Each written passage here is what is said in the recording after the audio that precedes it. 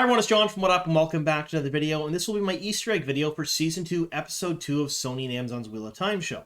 So we're going to go through the episode, and we're going to find all those little tidbits that call out to book fans and show fans alike that maybe aren't right in your face and not exactly explained. So that's what we're going to do today. Now, if you're new to the channel, you don't know what we do here, we cover the Wheel of Time. Basically anything and everything to do with Wheel of Time, that's what we talk about. If you like that sort of thing, make sure you subscribe to the channel and coming out with reviews, Easter egg videos, breakdowns for every single episode of Season 2 of The Wheel of Time.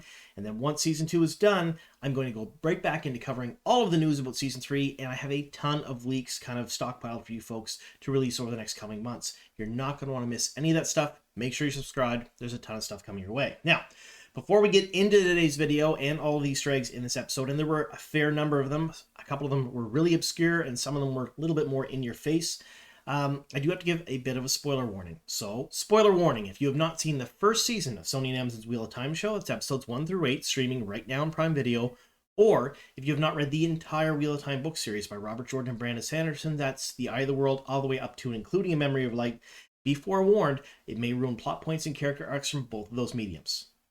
Alright, let's get on to those Easter eggs.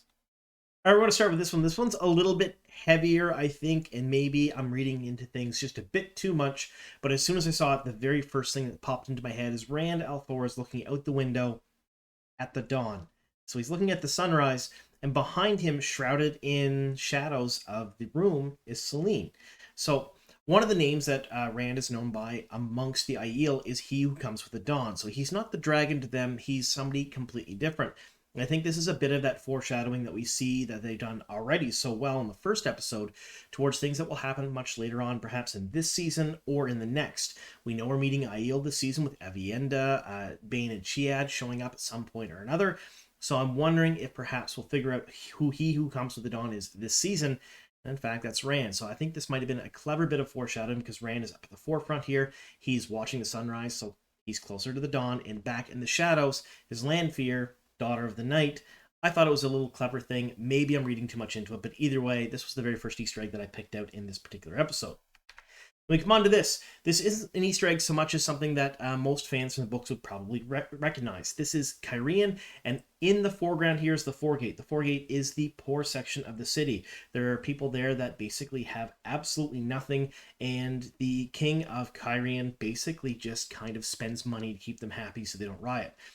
But what I wanted to showcase is in the background here.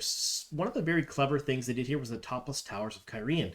So basically in the book series, these things were giant. They were worked on by ogre stonemasons, and they've been worked on almost consistently since the Aiel came and basically sacked the city during the Aiel War because some of them were burned and knocked down. So I thought it was really neat that they showed them in the background of the shot of Cairhien. All right, so the next thing I want to talk about is something that happened in the books, and they're kind of showcasing it here just a little bit differently. So in the book series, when Rand was going between the Foregate and Cairhien, he had to transcribe his name in a book of visitors, and that happened a fair bit, and that's how a lot of his companions who came to Cairhien actually found him, was through that book. They know he was there because of that.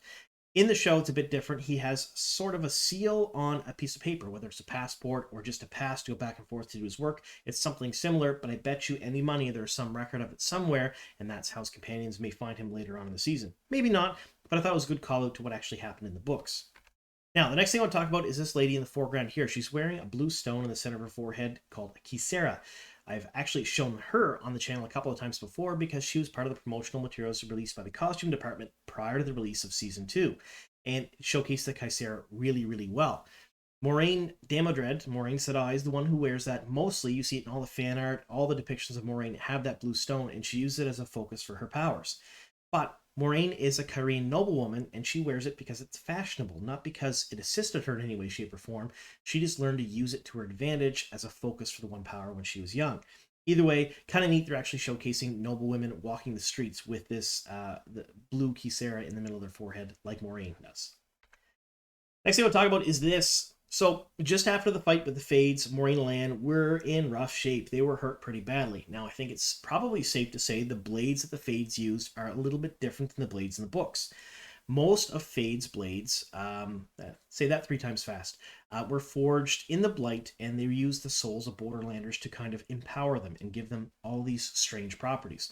One of the strange properties is the fact that they can cause wounds that can fester. Now, they can cause wounds that can fester and kill. They don't necessarily do it all of the time, but these wounds cannot be healed except by an Aes Sedai. So, one of two things either happened here. Either Varen and Adelius healed them of these horrible wounds that the Fades gave them, or the blades are a bit different. Either way, what you're seeing in this scene is a very drained Moraine and a very drained land. One of the aspects of healing, especially the rough healing that people do until Nynaeve discovers the really fancy way of doing it, is extreme fatigue and weakness for days after being healed. All of the energy for the healing comes from the body itself, which makes you extremely tired. And that's what we're seeing with Moraine and Lan here. If they're seeing them a little despondent after the fight with the Fades, it's because they were healed after almost being killed. All right, so this is the River Arryn. Now, in the book series, the Shienarans were still with Loial, Mat, Rand, and Perrin when they crossed this and went into a town where all the inhabitants were basically slaughtered. Uno then sees in the book series a woman in the window, and they rush inside to see who it is. So these scenes here were pulled basically almost word for word from the book. They are huge callouts to, I believe, chapter 10 in The Great Hunt. Now, once inside the room, now Rand isn't with them, but what Rand does is Rand basically is trapped in a vision. And this vision kind of repeats over and over and over again. And he is eventually kind of broken out of it or snapped out of it. And everything within that room is completely covered in flies. So this entire scene that happened here sort of paralleled or mirrored what happened in the books in just a slightly different way. There's no Rand here, it's Perrin instead, and instead of being trapped in a vision, Perrin is seeing what we assume are parts of his ability as a wolf brother. Now, in the books, Sniffers and wolf brothers were completely different, and for a very long time in the books, Perrin masqueraded as a sniffer, basically to make the Shienarans feel comfortable after their sniffer disappeared with Rand. Sniffers can smell and sense violence, especially if it's been done in a concentrated area, and they can tell what happened by smelling. Wolf brothers, of course, can talk to wolves and send images back and forth between them and other wolf brothers. So we think they've kind of amalgamated the two of them together here in Perrin, because Perrin's coming in and smelling or seeing visions of violence that had happened.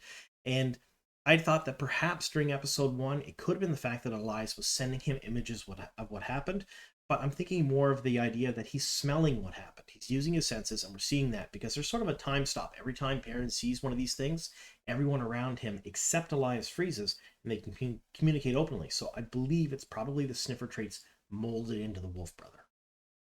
This was a moment that was in The Great Hunt that I don't think anybody expected not to be in the show. It was when a Fade was nailed to the door. Fane himself had done this after he had regained power over the Dark Friends that he was with to showcase his authority. We see it here in the show. It's a huge call out to that scene in the book series, which is one of the best, in my opinion, in The Great Hunt. There's a lot of really good scenes in The Great Hunt, because The Great Hunt is where the series starts to really get good.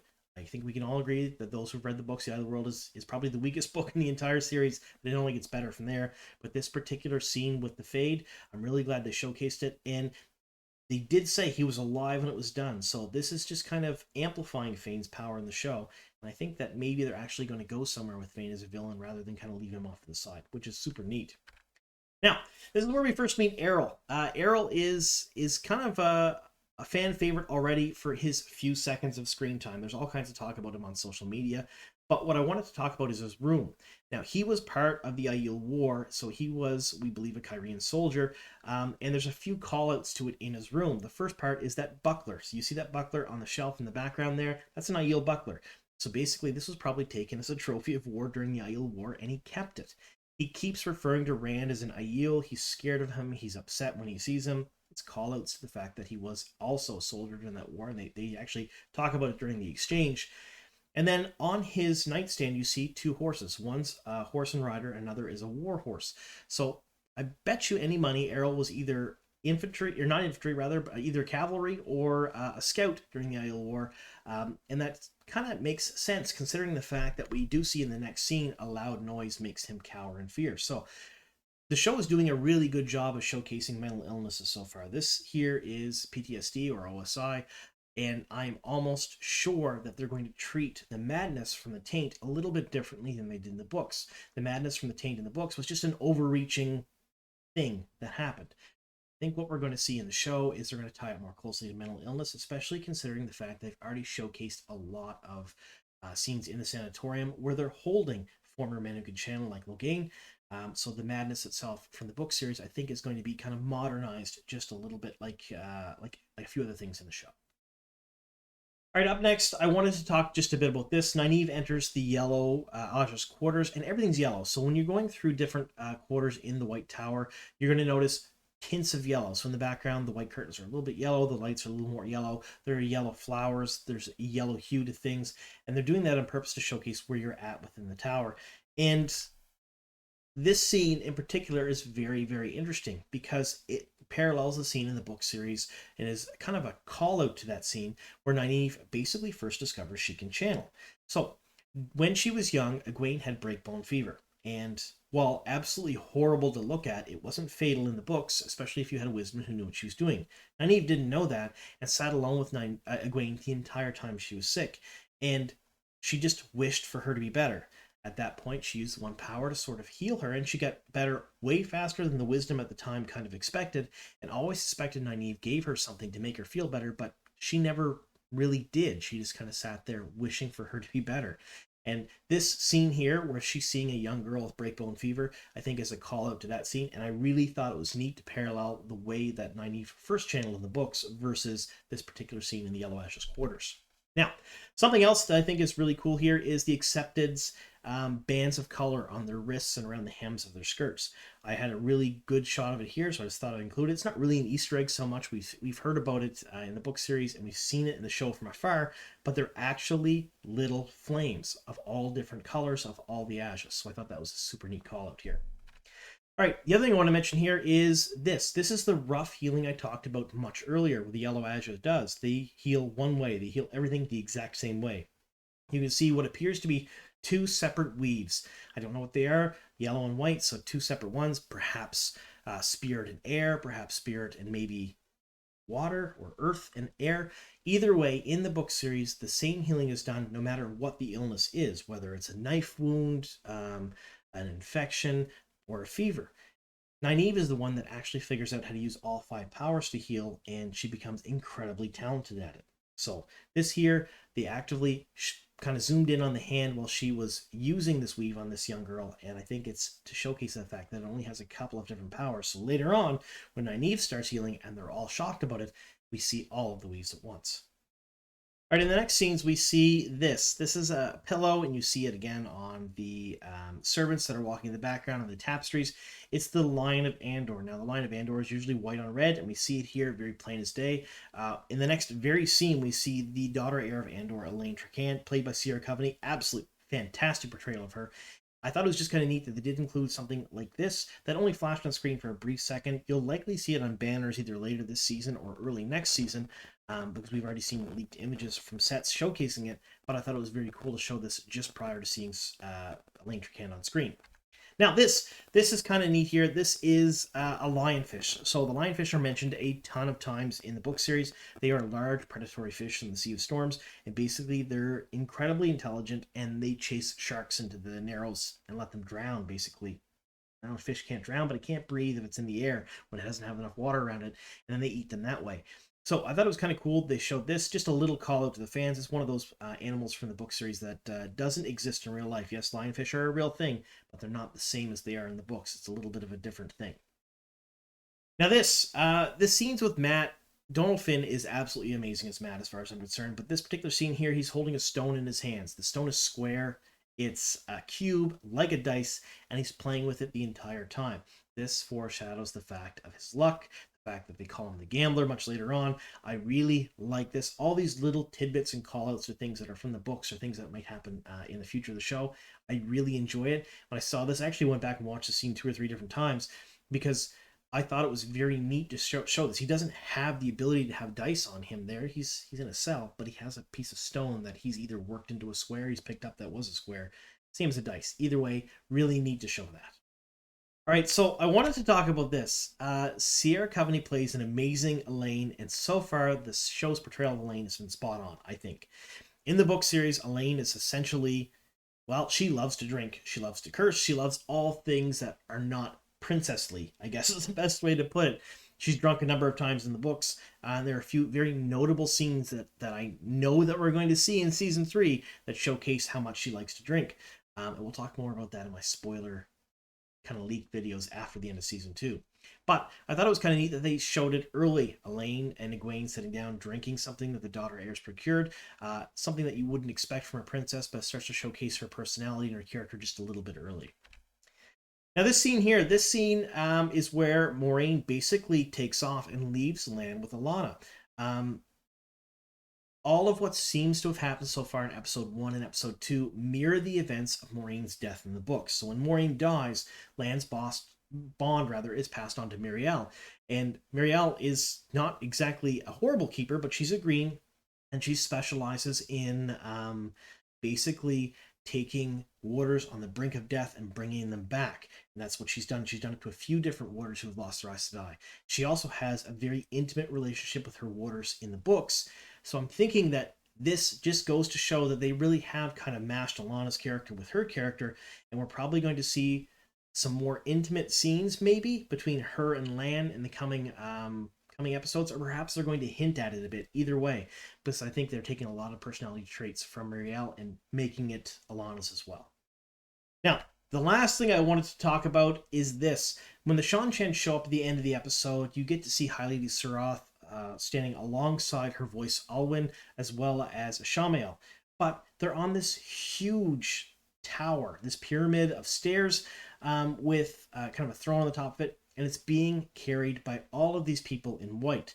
Now, these people in white are in the book series. They're actually serving High Lord Turok in his palace at the end of the Great Hunt, and basically they're completely sheer robes. These people are picked for this position to be able to serve the High Blood because they're beautiful, they're graceful, their movements through these kind of see-through robes please the High Blood, so to speak. And I thought it was kind of neat that they're bringing them on the road just to carry her big pyramid throne, so to speak. I thought that was kind of a cool little nod to what they do in the books. All right, so that by no means is all the Easter eggs in the episode. I'm sure I missed a bunch of them because there's a lot going on here. I've watched the episode itself a bunch of times, going through it in slow-mo and half speed, looking for Fane in the background, looking for any other little tidbits like we've seen in the first season. I haven't seen anything just yet like that. However, if I do miss something, let me know in the comments down below. Give me the Easter egg, where it's at in the episode, tell me exactly what it is, and at the end of the next couple weeks or so, we'll give it a few weeks at least, I'll compile all of those comments together, put them in a pinned comment at the top, and then maybe I'll do a video on all of the Easter eggs I missed for the first season, because I'm sure there are a ton of them. Now, all of the foreshadowing that we've seen in episode 1 and 2 bode well for the show, as far as I'm concerned. I think we're going to see some very big things happening in the next 6 episodes or so. Next up is going to be my breakdown video for episode 2. I'm going to do that. Then you'll get my review for episode 3. All of that will be out this week prior to Thursday night when episode 4 drops. When episode 4 drops, I will be doing the review, the Easter eggs, the breakdown, all that stuff. And I will look to see if there's any news around the Wheel of Time, either season 2 or season 3 stuff. And we'll talk about that in the interim as well. All right. Thank you so very much for sticking with me here to the very end. Here's to many more.